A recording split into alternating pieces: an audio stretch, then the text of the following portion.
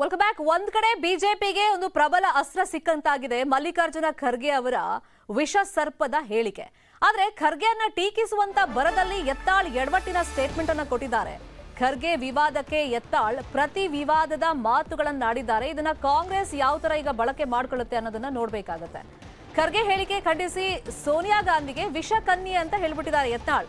ಇನ್ನು Sonia Pak China agent ಅಂತೆಲ್ಲ ವಾಗ್ದಾಳಿಯನ್ನ ಮಾಡಿದ್ದಾರೆ. ಇನ್ನು ರಾಹುಲ್ ಗಾಂಧಿ ಬಗ್ಗೆ ಮಾತಾಡುವಾಗ ಹುಚ್ಚು ರಾಹುಲ್ ಗಾಂಧಿ, ಇನ್ನು ಟಿಕ್ಕಾ ರಾಯ್ ರೆಡ್ಡಿ ಅಂತೆಲ್ಲ ಪ್ರತಿ ವಿವಾದವನ್ನ ಸೃಷ್ಟಿ ಮಾಡ್ಕೊಂಡಿದ್ದಾರೆ. ಇಷ್ಟಕ್ಕೆ ಸೀಮಿತ ಆಗ್ಲಿಲ್ಲ ಎತ್ತಾಳ್ ಅವರ ಕಾಂಟ್ರವರ್ಷಿಯಲ್ ಸ್ಟೇಟ್ಮೆಂಟ್. ಪಶ್ಚಿಮ ಬಂಗಾಳದಲ್ಲಿ ಒಂದೈತಿ ಆಕಾರ ವಿಕಾರ.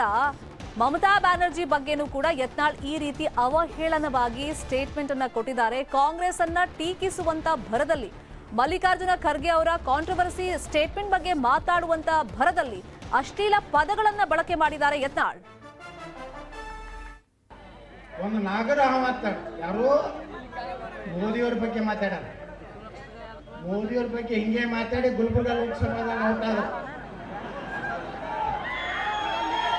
ಇವರು ಹಿರಿಯರು. ನಾವು ಗೌರವ ಐತಿವಿ ನಮ್ಮ ಮಲ್ಲಿಕಾರ್ಜುನ ಖರ್ಗೆ ಬಗ್ಗೆ. ಒಬ್ಬ ದೇಶದ ಪ್ರಧಾನ ಮಂತ್ರಿಗಳನ್ನ ಹೆಂಗ ಮಾತಾಡಿದ್ರು ರಾಷ್ಟ್ರೀಯ ಕಾಂಗ್ರೆಸ್ ಅಧ್ಯಕ್ಷ. ನಿಮ್ಮ ಪಾರ್ಟಿ ನೀವೇನು ಯಾರ ಮ್ಯಾಗ ಕುಣಿಲಕತ್ತಿರಲ್ಲ. ಸೋನಿಯಾ ಗಾಂಧಿ ಏನು ವಿಷಕನ್ನೆ ನಂಗೆ ಆತ ಈ ದೇಶ ಹಾಳು ಮಾಡದಂತ ಚೀನಾ ಮತ್ತು ಪಾಕಿಸ್ತಾನದ ಏಜೆಂಟ್ರಾಗಿ ಕೆಲಸ ಮಾಡುವಂತ ಸೋನಿಯಾ ಗಾಂಧಿ ಚೀನಾ ಮತ್ತು ಪಾಕಿಸ್ತಾನದ ನೆರವು ಬೆಳೆದಪ್ಪ ಮಣಿಶಂಕರಯ್ಯರು ಏನಂತೇಳಿ ಪಾಕಿಸ್ತಾನದವ್ರು ಎಲ್ಲ ಬಂದು ಈ ನರೇಂದ್ರ ಮೋದಿನ ಇಳಿಸ್ಬೇಕು ಅನ್ನೋಂಥ ಸಂದೇಶ ಕೊಟ್ಟ. ನಮ್ಮ ಹುಚ್ಚ ರಾಹುಲ್ ಗಾಂಧಿ, ಅದು ಹುಚ್ಚ ರಾಹುಲ್ ಗಾಂಧಿ, ಇಲ್ಲಿ ಟಿಕ್ಕ ರಾಯ್ ರೆಡ್ಡಿ. ಏನು ಕೇಳಿದ್ರು ನಮ್ಮ ಯಾಕನ ರಾಯ್ ರೆಡ್ಡಿ ಅವ್ರ ಬಗ್ಗೆ ಇಟ್ಟು ಸೀಟ್ ಐತಂದ್ರ ನಮ್ಮ ಸಮಾಜಕ್ಕೆ ಸಿಗುವುದನ್ನ ವಿರೋಧ ಮಾಡದಂತ ಅದು ಸಿಟ್ಟು ನನಗೆ ಒಳಗದೆ. ಇವತ್ತು ರಾಹುಲ್ ಗಾಂಧಿ ಕೇಳ್ತಾನ ಸ್ಟ್ರೈಕ್ ಮಾಡಿದ್ದಕ್ಕ ಪ್ರೂಫ್ ಏನಂತ ನಾ ಹೇಳ್ದೆ.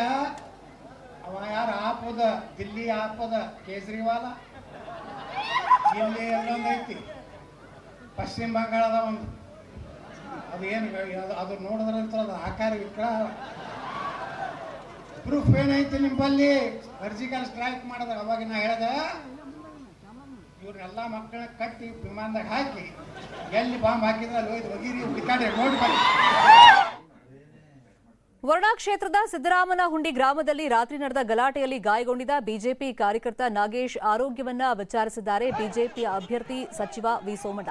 ಮೈಸೂರಿನ ಖಾಸಗಿ ಆಸ್ಪತ್ರೆಯಲ್ಲಿ ಚಿಕಿತ್ಸೆ ಪಡೆಯುತ್ತಿರುವಂತಹ ನಾಗೇಶ್ ಆರೋಗ್ಯವನ್ನ ವಿಚಾರಿಸಿ ಮಾತನಾಡಿದಂತ ಸೋಮಣ್ಣ ಕಾಂಗ್ರೆಸ್ ಕಾರ್ಯಕರ್ತರ ವಿರುದ್ಧ ಕಿಡಿಕಾರಿದ್ದಾರೆ. ಸಿದ್ದರಾಮಯ್ಯ ಅವರ ಅಣ್ಣನ ಮನೆ ಮುಂದೆಯೇ ಗಲಾಟೆ ನಡೆಯಿತು.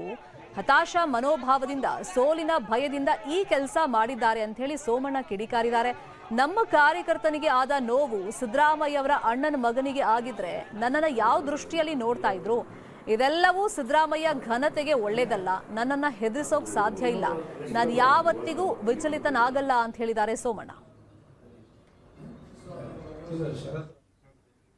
ಇನ್ನು ಸಿದ್ದರಾಮನಹುಂಡಿಯಲ್ಲಿ ನಡೆದಂತ ಗಲಾಟೆಯನ್ನ ಮಾಜಿ ಸಚಿವ ಈಶ್ವರಪ್ಪ ಖಂಡಿಸಿದ್ದಾರೆ. ಶಿವಮೊಗ್ಗದಲ್ಲಿ ಮಾತನಾಡಿರೋ ಅವರು ಕಾಂಗ್ರೆಸ್ ಗೂಂಡಾಗಿರಿ ಮಾಡ್ತಾ ಇದೆ, ಬಕೆಟ್ನಲ್ಲಿ ಕಲ್ಲು ತುಂಬಿಕೊಂಡು ಬಿಜೆಪಿ ಕಾರ್ಯಕರ್ತರ ಮೇಲೆ ಹಲ್ಲೆಯನ್ನ ನಡೆಸಿದ್ದಾರೆ.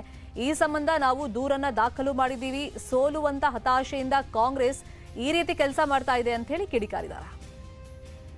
ಕಾಂಗ್ರೆಸ್ ಬಿಜೆಪಿ ಗಲಾಟೆ ಅಲ್ಲ, ಅದು ವರ್ಣಾದ ಸಿದ್ದರಾಮಯ್ಯನ ಹುಂಡಿನಲ್ಲಿ ನಡೆದಂತ ಅದು ಒಂದು ಕಾಂಗ್ರೆಸ್ಸಿನ ಗೂಂಡಾಗಿರಿ.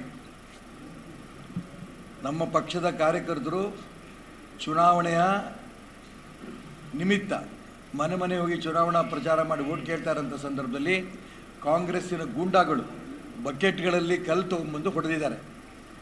ಇದನ್ನು ಈಗಾಗಲೇ ಪೊಲೀಸ್ ಕಂಪ್ಲೇಂಟ್ ಕೊಟ್ಟಿದ್ದೇವೆ.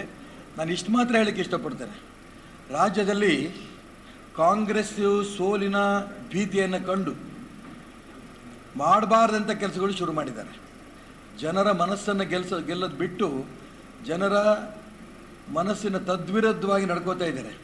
ಅವ್ರ ಹೇಳಿಕೆಗಳು ಭಾಳ ಒಂದು ರೀತಿಯ ಆಡು ಭಾಷೆ ಅಲ್ಲದೇನೆ ಬಹಳ ಕೆಟ್ಟ. ಇನ್ನು ಸಿದ್ದರಾಮಯ್ಯ ಅವರು ಕೂಡ ಈ ಬಗ್ಗೆ ಪ್ರತಿಕ್ರಿಯೆ ಕೊಟ್ಟಿದ್ದಾರೆ. ನಮ್ಮೂರಲ್ಲಿ ಬಿಜೆಪಿಯವರೇ ಗಲಾಟೆ ಶುರು ಮಾಡಿದ್ದು ಸಿದ್ದರಾಮಯ್ಯ ಹುಂಡಿ ಗಲಾಟೆ ಬಗ್ಗೆ ಸಿದ್ದರಾಮಯ್ಯ ಅವರ ಸ್ಟೇಟ್ಮೆಂಟ್ ಇದು. ನಮ್ಮೂರಲ್ಲಿ ಇಲ್ಲಿವರೆಗೆ ಗಲಾಟೆಗಳೇ ಆಗಿರಲಿಲ್ಲ. ಬೇರೆ ಪಕ್ಷದವರು ಮತ ಕೇಳೋಕ್ ಬಂದಾಗ ಗಲಾಟೆ ಮಾಡಿದ್ರೆ ತಪ್ಪಾಗುತ್ತೆ ಅಂತ ನ್ಯೂಸ್ 18 ಕನ್ನಡಕ್ಕೆ ಸಿದ್ದರಾಮಯ್ಯ ಹೇಳಿಕೆಯನ್ನ ಕೊಟ್ಟಿದ್ದಾರೆ. ನಮ್ಮೂರಲ್ಲಿ ಗಲಾಟೆ ಆಗದ್ದು ಅವರೇ ಗಲಾಟೆ ಶುರು ಮಾಡಿಸಿದ್ದು, ಗೊತ್ತಾಯ್ತಾ? ಯಾಕಂತಂದ್ರೆ ಪೋಲರೈಸೇಷನ್ ಆಫ್ ವೋಟ್ಸ್ಗೋಸ್ಕರ ಮಾಡಿಸಿರ್ತಕ್ಕಂಥದ್ದು. ಅಲ್ಲಿ ನಮ್ಮ ಊರಲ್ಲಿ ಯಾವಾಗಲೂ ಕೂಡ ಯಾರು ಬಂದು ಹೋದ್ರು ಕೂಡ ಗಲಾಟೆ ಆಗಿಲ್ಲ, ಇವತ್ತಿನವರೆಗೆ ಆಗಿಲ್ಲ. ಬಟ್ ಆದರೂ ಕೂಡ ಬೇರೆ ಪಾರ್ಟಿಯವರು ವೋಟ್ ಕೇಳಕ್ ಬಂದಾಗ ಯಾರೇ ಗಲಾಟೆ ಮಾಡಿದ್ರು ಕೂಡ ಅದನ್ನು ಖಂಡಿಸ್ತೀನಿ ನಾನು. ಮತ್ತಷ್ಟು ಸುದ್ದಿ ನೋಡೋಣ ಬ್ರೇಕ್ ಆದ್ಮೇಲೆ.